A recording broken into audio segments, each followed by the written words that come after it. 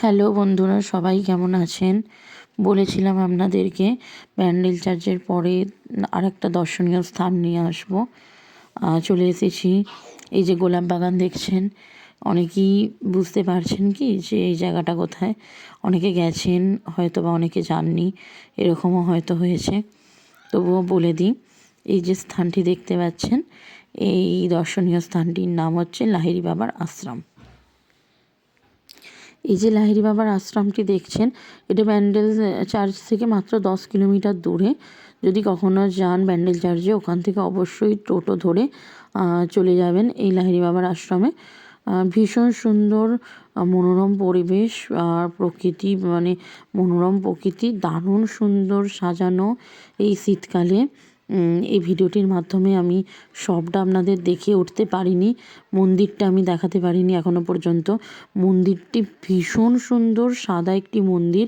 মন্দিরটির একটি বিশেষত্ব হচ্ছে, যখনই মন্দিরে যাবেন মন্দিরটার নিচেটা জল থাকে সব সময়, ওই জলে পা ধুয়ে আপনাকে যেতে হবে।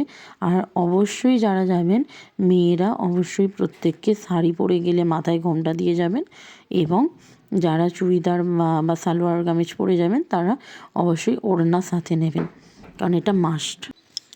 এই শীতকালে এখানে নানান রকমের পাখি, আর সবথেকে বড় আকর্ষণ হচ্ছে এখানে রাজহাঁস, যেটা আমি ভিডিও শুরুতেই আপনাদের দেখিয়েছি। রাজহাঁস আছে। আর এই যে দেখতে পাচ্ছেন ছোট্ট ছোট্ট মুনিয়া পাখি, আমাদের ক্যামেরার ফ্ল্যাশ দেখে এই দুটো মুনিয়া পাখি একদম সামনে থেকে কিছুতেই সরছিল না। তারপর ওই কিছুক্ষণের মধ্যে আবার উড়ে চলে গেছে।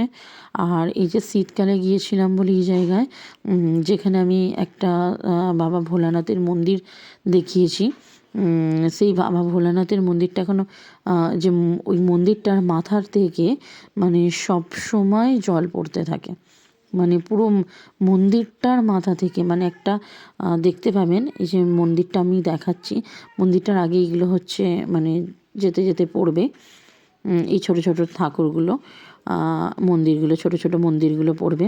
এখানে গাছগুলো ভীষণভাবে কাটিং করা, ভীষণ সুন্দরভাবে কাটিং করা আছে। এখানে অন্নকূট উৎসব হয় প্রতিদিন, বহু মানুষকে খাওয়ানো হয়, দুবেলা টিকিট কেটে খেতে হয়।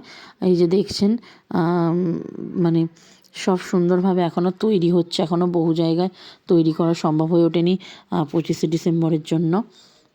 এখনও নতুনভাবে সাজছে এই লাহিড়ী বাবার আশ্রম।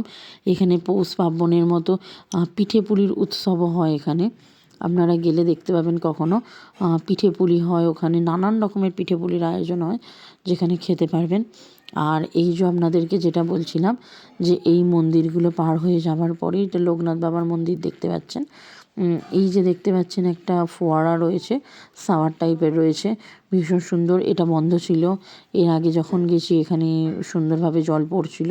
এই যে নুড়ি বা পাথর দিয়ে যে ঘেরা আছে জায়গাটা।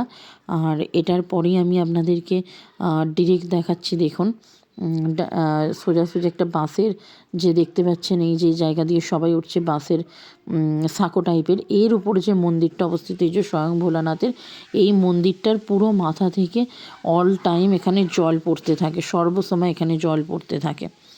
কিন্তু শীতকালে যাওয়ার কারণে এই মন্দিরটার মাথা থেকে, মানে বাবার পুরো ঘরটা দিয়ে চারধার বেয়ে জল পড়ে, ভীষণ সুন্দর দেখতে লাগে, যেটা এই সময় বন্ধন ছিল। ভালো লাগলে লাইক, কমেন্ট, শেয়ার, সাবস্ক্রাইব।